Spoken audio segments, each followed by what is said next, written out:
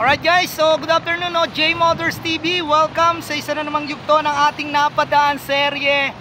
So nandito tayo ngayon sa Mitsukoshi Carmona branch. Tama sir, no? So kasama natin Sir Mark, ang marketing assistants dito sa Mitsukoshi Carmona. So nagpunta tayo rito kasi meron tayong re-reviewin na bagong labas na naman ng motor mula sa Mitsukoshi, no? So ipapakita sa atin ni Sir, i-assist na tayo kung ano-ano bang in-expect natin dito sa motor na to. Tandaan nyo, ito ay bagong labas pa lang. Alright? So kasama na Sir Mark, ha? Let's go!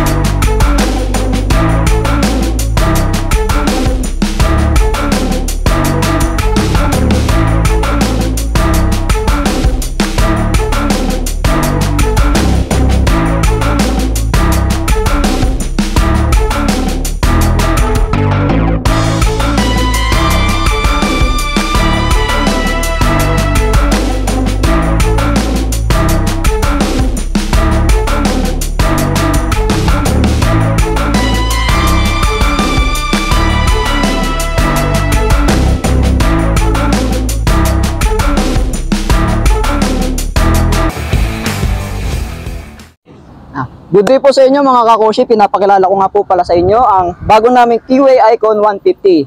Makikita nyo po itong logo nya. As yung bagong color po ng icon natin na mula po sa Icon 110, meron po tayong matte gray. Tapos may visor po. Ito po yung daytime running light nya. Makikita nyo dyan. Buksan natin sir. Yan, ito po. So ito yung pinaka daytime running light nya. So simula rito, yan kapag ganon. Yan, alright. Tapos yung signal light niya po, pinagkaiba niya po sa may Icon 110 is nandito na po. Dati po kasi yung Icon 110 po kasi as nandito. Nasa nandito baba na po siya. Okay. Tapos meron po tayong passing light sa headlight. High, low, passing light. Yan. Tapos horn. So makikita po natin sa gulong niya sir is tubeless na po. 80 by 90, 14 size. Tapos sa may preno naman po niya is single piston, naka-disc brake po. Alright, so kung mapapansin nyo, yung kulay ng mags, kulay gold, no? Napakaganda, akmang-akma dun sa kulay na parang matte gray. Yes po. Tapos naka two-tone siya, meron siyang parang glossy na sa glossy black po. Match po, diba? Matching color po niya ng gray at black. So ang size ng mags 14 po. So 14 80 by 90. Ayan, okay. Tapos ito, kung makikita nyo rito, meron tayong pangalan dito ng Icon. Then may 150 po. Yan, 150cc to guys, no. Tapos meron siyang konting sticker dito na may neon green. Ayan. Okay, sige sir, ano pa bang makikita natin dito sa motor na to? So dito tayo sa panel sir, sige. Dire-diretsuin na natin. Bali, digital na po siya. Kumpara po doon sa Icon 110 niya is meron pa siyang meter. Dito na po is fully digital na. So fully digital na rito sir. So makikita nyo merong may orasan dito. Yes po. Yan, may orasan. May orasan dito. Then yan, makikita nyo may kilometers, fuel. Fuel consumption, fuel gauge. Yan, meron tayo dyan, no? May RPM na rin po sa taas. Yan, okay. So hindi naman ganun kalaki yung kanyang panel. Parang iba siya, hindi katulad ng iba yung parang pahaba yung iba di ba? So fully digital, maliwanag to sa gabi. Alright. Then dito makikita nyo, meron tayo ritong yan, high and low sa ilaw. Then may passing light tayo dito, may passing light na, no. Syempre, basic busina. Then turn signal left and right. Tapos ito sir, ito yung parang anong tawag dyan? Pinaka safety features na po, yung parang handbrake po. Pwede natin i-lock to kahit sa palusong tayo mag-park, hindi po siya under basta-basta. Okay, no. Tapos dito sa kabila sir, anong meron dito? Dito po yung kill switch niya na kahit ano pong pa-under natin, hindi po talaga siya under. Basta binaba na po natin yan, dun lang po siya under. Okay, no. Tapos ito meron siyang ano, yung patayan ng ilaw. Opo, ano? dito po yung off, tapos sa gitna niya po is Oo. yung daytime running light, tapos yung headlight po sa dulo. Hindi katulad ng ibang motor, pag binuksan mo, automatic diretso na po. naka-open na eh. Alright, sige sir, ano pa ba? Meron pa tayo ritong mga pocket. Yan, meron tayo rito, medyo malalim naman no. Tapos meron po dito, sir, ano, yung USB port po niya. Okay. Tapos ayan. meron po siyang Type-C na port din po para sa mga Ready na iPhone. no. Ito may USB tapos merong Type-C. Yes po. Yan, para sabi nga ni sir, gamit para sa mga iPhone. Yan, alright. So tapos ito, yung kanyang gulay board, syempre nandoon pa rin yung battery niyan. Nasa baba pa rin. Okay. Sige sir, ano pa bang pwede natin makita rito? So ayan, meron tayong pangalan dito na icon. Kung makikita nyo, very simple lang no. 150cc Euro 3. Yes po. So ayan, Euro 3. Alright, so tapos dito sir, ito idiretso na natin dito. Ito wala tong Wala po siyang kill switch. wala siyang kill switch na tinatawag, yung pagka binaba mo mamamatay yung makina. Yes no? po. So wala siya. Alright. Tapos ano pa ba? So dito tayo sa likuran sir. Sige, ano bang meron tayo rito? Sa size naman po ng gulong niya is 90 by 90, 14 size pa rin po. Tapos naka drum brake frame po. Okay, naka drum brake siya. Ito guys, naka drum brake. Tapos 14 pa rin yung size ng ano niya, no? Yes po. Yan, naka-single na shock siya dito. Then meron siyang tire haggard, no, para sa hindi gaano maputikan yung ilalim ng inyong motor. Then dito, sige sir, ano ba rito? LED rin dito, di ba? Opo, LED na rin po yung likod niya. Pati Yan. po brake light. Ang ganda ng brake light niya, no? Parang letter A. Yan. Sir, paki-signal light mo nga, sir. Halimbawa, left turn ako. Okay. Dito pala. Sorry, no? Akala ko nandito. Sorry. Nandito pala. LED rin to. Ito pala talagang design niya lang to. Opo. Part pala to ng tail light, no? Ayan. So, dito pala LED. Then, may extra kayo ritong reflector. Tapos dito, may reflector din tayo rito. At saka rito. Tapos meron din pong ilaw yan dito, sir, para kung sakali po sa mga plaka ninyo. Okay. So, dito may ilaw pa. Akala ko talaga nandito yung ano, sorry Ito pala naka-separate pala. Sorry. Naka-separate pala. Alright. So, dito, meron tayo ritong naka-air-cooled pa rin siya, no sir, no? Opo. Yan, naka-air-cooled. Then, yung kanyang muffler parang parehas ng ano, sa Model T, no? Medyo may pagkakawig sa Model T. Then, meron tayo ritong heat cover na plastic. Ayan. Then, yung kanyang footrest, yan. Alright.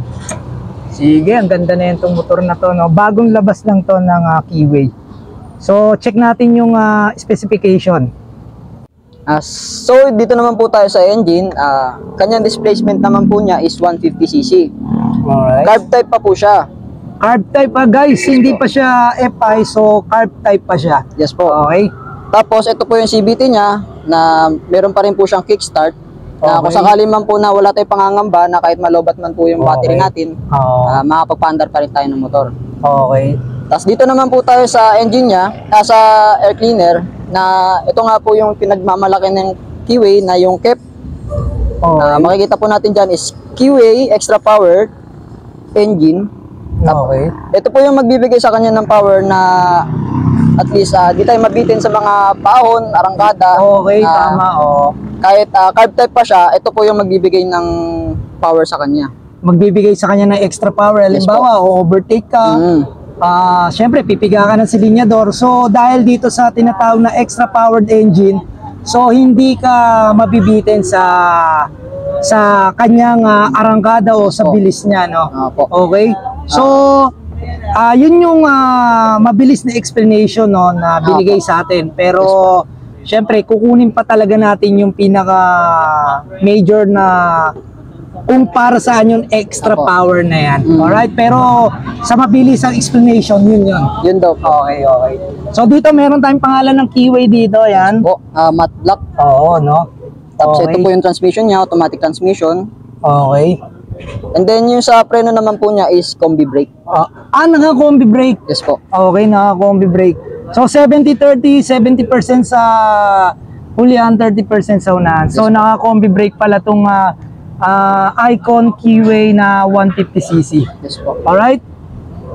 Para naman po sa kanyang max torque, meron naman po siyang 10.8 na Newton meter at 6,000 RPM. Alright. Tapos sa max output naman po niya is 7.3 kilowatts at 7,000 RPM. Okay. Sa kanyang dimension naman po is meron tayong 1980 by 690 by 1070 mm. And then sa ground clearance naman po niya is meron tayong 125 mm. And then sa fuel capacity naman po niya, meron tayong 5.4 liter. And then yung kanyang bigat naman po is 106 kg. 106 kg. Merong 5.5 liters, sir. Yes po. Alright. Alright guys, no? So, ito ay hindi pa, syempre, hindi pa ito nakakilis. Then, ito yung kanyang ignition. So, protektado naman kayo dyan kasi may shutter lock key na tinatawag yan, no? Meron naman protection yan. Dito nyo bubuksan yung pinaka-seat, no? Parang very basic naman yan. Then, dito may hook pala rito. Yan, para sabitan ng inyong mga pinamili. Wala palang hook dito, no? Ayan. So, tapos, ito yung kanyang grab bar. Ayan. So, kulay silver, no? Yung kanyang grab bar. Alright. So, kung meron pa kayong gustong tanong dito, no, sa motor na to, so mag-comment lang kayo. Feel free to comment sa ating YouTube at sa Facebook account para masagot namin kung ano yung mga katanungan nyo pa, no. Alright, so naka-air-cool tayo rito, ha. Ayan, naka-air-cool pa tayo. So mamaya, susubukan natin ipaikot dito kung gaano kalakas yung hatak niya. Dahil nakaka-14 lang yung gulong niya, sigurado. Sa 150cc, baka malakas to. Di ba, sir? Alright? Susukatin po natin yung kanyang height, which is sa height ko po na 5'1", makikita po natin, tip toe po. Yan. Sa height ko na tip toe para 5'1". sa 5'1". Yes po, yan, Yan, tip toe. so sa 5'1 tip toe. Alright? So yan, susubukan naman ni Sir Christopher, no, sa height na 5'8". 5'8". Okay, sir, sige. Upuan mo, 5'8".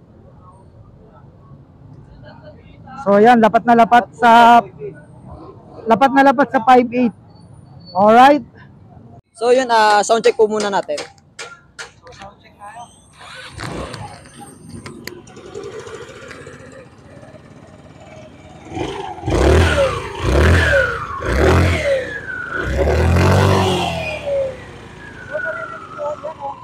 Yung naririnig nyo yung parang sumisipol. Sige nga, sir, try mo mga ulit. Isa pa.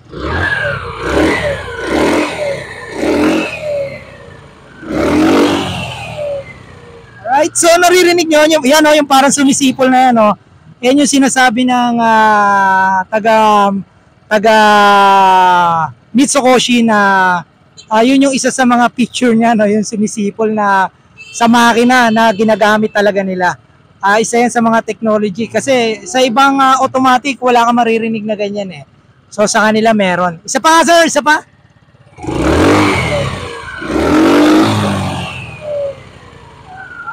Yan, alright.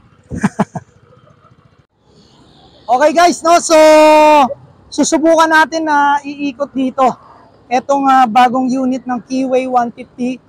So ang height natin is 5'6". So susubukan natin kung nakatingkad ba tayo rito. Alright.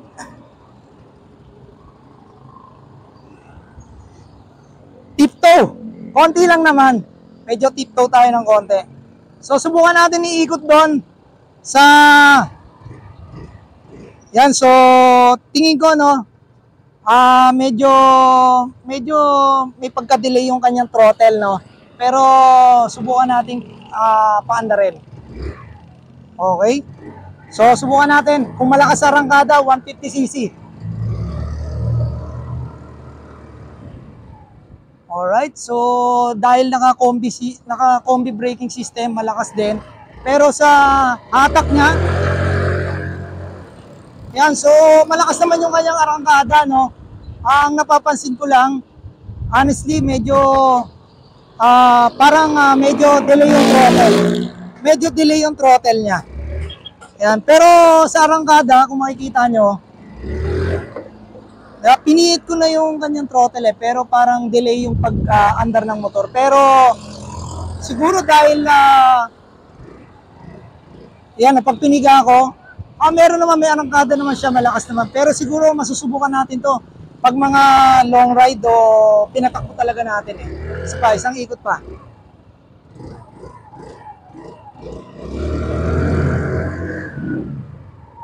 Okay. So malakas naman. So may duluan naman siya. Okay. So malakas naman talaga siya kasi yun nga 150cc engine. Kaya goods na goods to. Tingin ko rito pwede rin to sa mga beginners no nagagamit ng 150cc. Yan, okay na okay to. Okay naman yung arangkada niya, malakas. So kung meron pa tayong mga ibang idadagdag dito, yan, siguro i-comment nyo na lang sa ating comment box kung ano ba ang tingin nyo rito sa bagong labas ng Keyway Icon 150. Alright? So yun mga kakoshi, mapapansin natin, sabi nga ni sir, medyo delayed daw po yung kanyang response sa throttle. Dahil bagong-bago po siya, meron naman po tayo tinatawag na break-in period. Pagka na break-in period natin siya na maganda-ganda, which is yung mga pyesa niya, gaya po niyan, mararamdaman ninyo, bagong-bago pa yung lining niya. So mapapansin naman natin yan kapag after ng break-in period, okay na yung hatak niya. So yan guys, no? Dahil talaga itong unit na to is bago talaga, kalalabas lang ng planta, no? So nilabas ng marketing para ma-review natin. Alright guys, so yun, kung meron lang kayong gusto magtanong, so comment na kayo sa comment section natin. Alright sir? Alright guys, no, so good afternoon, J Motors TV. Nandito pa rin tayo sa Mitsukoshi Carmona. So kasama natin ang mga taga Mitsukoshi. Yan. Sige sir, baka may shoutout na, shoutout mo na. Shoutout ko lang si Victor Orpilia saka MMPI family. Yan. Sir Mark. Shoutout po kay may kasama niya ikaw. Yan. So, thank you very much no sa management ng Mitsukoshi, lalo na tong kay Sir kanina yung sa marketing. So, naglabas na naman ng bagong unit dito para may review natin. So guys, hintayin nyo to sa mga malalapit na branch ng Mitsukoshi, no? Kasi ang alam ko, nakapag-deliver na ganito. So, makikita nyo yan. Sir, teka lang, bago natin makalimutan, yung presyo pala, magkano? So, i-update na lang namin guys sa presyo mamaya, no? Tatanong muna natin sa marketing kung magkano talaga yung presyo kasi bagong labas lang to Alright? So yun, kung di pa ka na-subscribe, subscribe na kayo. J Motors TV lang yan sa inyong YouTube at Facebook account. Huwag nyo kalimutan hit ang notification bell para updated kayo sa lahat ng video na ina-upload natin. Alright, so thank you very much ulit, no? Sa mga taga Mitsukoshi, ito kay Sir, siya yung nag-ano sa atin, no? Para ma-review natin yung bagong labas na Keyway Icon 150cc. Alright, so wala ka na mahabol, Sir? Wala na sir, okay na. Alright. So yun, meron naman po tayong apat na kulay. Gaya po nung kanina is gray. Meron naman po tayo ditong matte blue na may black. And then dito naman po, meron tayong red na may attachment din ng black. Tapos yung isa po is fully matte black po. Okay. So talagang ano no, kapansin-pansin yung pagka-gold ng kanyang max. Okay, so ito yung blue. Ito yung red. At sa kanyang SRP naman po is meron tayong 69,900 naman po. Para 69,900. Yes po. Saka installment naman po, ang minimum down payment naman po is 5,000. And then for 36 months naman po, 3,296 naman po. So saan yan? May rebate? May rebate pa pong 300 yon once na updated po kayo maghulog. So 69,900.